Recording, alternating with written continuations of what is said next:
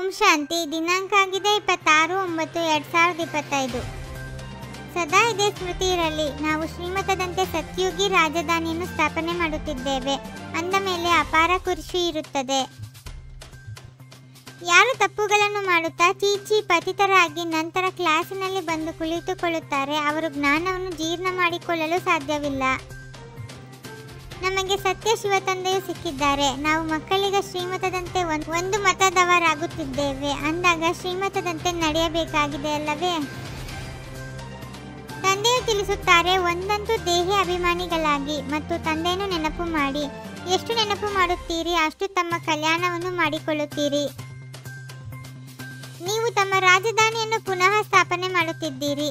ಮೊದಲೇ ನಮ್ಮ ರಾಜಧಾನಿ ಇತ್ತು. ನಾವು ದೇವಿ ದೇವತಾ ಧರ್ಮದವರೇ 84 ಜನ್ಮಗಳನ್ನು ಭೋಗಿಸಿ ಅಂತಿಮ ಜನ್ಮದಲ್ಲಿ ಈಗ ಸಂಗಮ ಯುಗದಲ್ಲಿದ್ದೇವೆ.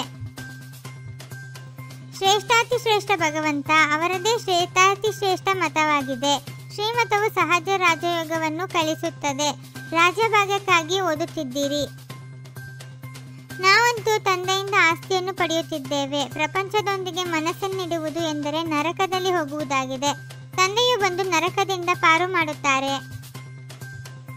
ಈ ವಿದ್ಯೆಯು 21 ಜನ್ಮಗಳಿಗಾಗಿ ಇದೆ. ಆದರೆ ಇದರಲ್ಲಿ ಬೀಳುವುದರಿಂದ ಕಲ್ಪಾಂತರಕ್ಕಾಗಿ ಬಹಳ ನಷ್ಟವಾಗುತ್ತದೆ.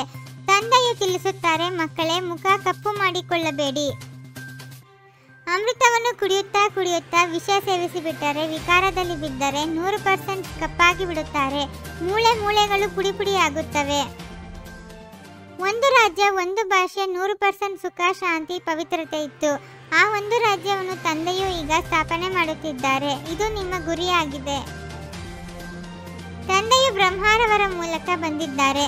ಒಂದು ಧರ್ಮದ ಸ್ಥಾಪನೆ, ಉಳಿದೆಲ್ಲದರ ವಿನಾಶ ಮಾಡಿಸುತ್ತಾರೆ. ಇದು ಮಕ್ಕಳಿಗೆ ಸದಾ ನಶೆ ಇರಬೇಕು. ನರನಿಂದ ನಾರಾಯಣನಾಗುವುದು ನಿಮ್ಮ ಲಕ್ಷ್ಯ ಆಗಿದೆ. ಆದರೆ ನೀವು ರಾಮ ಸೀತೆಯರಾಗುವುದರಲ್ಲಿ ಖುಷಿಯಾಗಿ ಬಿಡುತ್ತೀರಿ. ಸಾಹಸವನ್ನು ತೋರಿಸಬೇಕಲ್ಲವೇ? ಹಳೆ ಪ್ರಪಂಚದೊಂದಿಗೆ ಮನಸ್ಸನ್ನಿಡಲೇಬಾರದು. ಯಾರೊಂದಿಗಾದರೂ ಮನಸ್ಸನ್ನಿಟ್ಟರೆ ಸತ್ತರೆಂದರ್ಥ. ಜನ್ಮಾಂತರಕ್ಕಾಗಿ ನಷ್ಟವಾಗಿ ಬಿಡುವುದು. ತಂದೆಯಿಂದ ಸ್ವರ್ಗದ ಸುಖವು ಸಿಗುತ್ತದೆ. ನಾನು ಕಾಲರ ಕಾಲ ಮಹಾಕಾಲನು ಎಲ್ಲರನ್ನೂ ಮರಳಿ ಕರೆದುಕೊಂಡು ಹೋಗಲು ಬಂದಿದ್ದೇನೆ. ಆದರೆ ಯಾರು ಚೆನ್ನಾಗಿ ಓದುವರೋ ಅವರು ವಿಶ್ವದ ಮಾಲೀಕರಾಗುತ್ತಾರೆ. ತಂದೆಯು ತಿಳಿಸುತ್ತಾರೆ, ಗೃಹಸ್ಥ ವ್ಯವಹಾರದಲ್ಲಿರುತ್ತಾ ಕೇವಲ ಒಂದು ಜನ್ಮ ಪವಿತ್ರವಾಗಿರಿ. ನೀವು ಜನ್ಮಾಂತರವಂತೂ ಪತಿತರಾಗಿದ್ದೀರಿ. ನಾನೀಗ ನಿಮ್ಮನ್ನು ಪಾವನರನ್ನಾಗಿ ಮಾಡಲು ಬಂದಿದ್ದೇನೆ. ತಂದೆಯು ತಿಳಿಸುತ್ತಾರೆ, ಈಗ ನೀವು ನನ್ನನ್ನು ನೆನಪು ಮಾಡಿರಿ. ಇದರಿಂದ ಪಾವನರಾಗಿ ಪಾವನ ಪ್ರಪಂಚದಲ್ಲಿ ಹೋಗುತ್ತೀರಿ.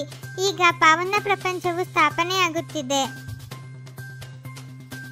ಎಂದೂ ಪರಸ್ಪರ ಹಾಗೂ ತಂದೆಯೊಂದಿಗೆ ಮುನಿಸಿಕೊಳ್ಳಬಾರದು. ತಂದೆಯು ಖುಷಿಪಡಿಸಲು ಬಂದಿದ್ದಾರೆ. ಆದ್ದರಿಂದ ಎಂದೂ ಬೇಸರವಾಗಬಾರದು. ತಂದೆಗೆ ಎಂದೂ ಎದುರಾಗಬಾರದು. ಹಳೆಯ ಪ್ರಪಂಚದೊಂದಿಗೆ ಹಳೆಯ ದೇಹದೊಂದಿಗೆ ಮನಸ್ಸನ್ನಿಡಬಾರದು. ಸತ್ಯ ತಂದೆ, ಸತ್ಯ ಶಿಕ್ಷಕ, ಸದ್ಗುರುವಿನ ಜೊತೆಗೆ ಸತ್ಯವಂತರಾಗಿರಬೇಕು. ಸದಾ ಒಬ್ಬ ತಂದೆಯ ಶ್ರೀಮತದಂತೆ ನಡೆಯಬೇಕು.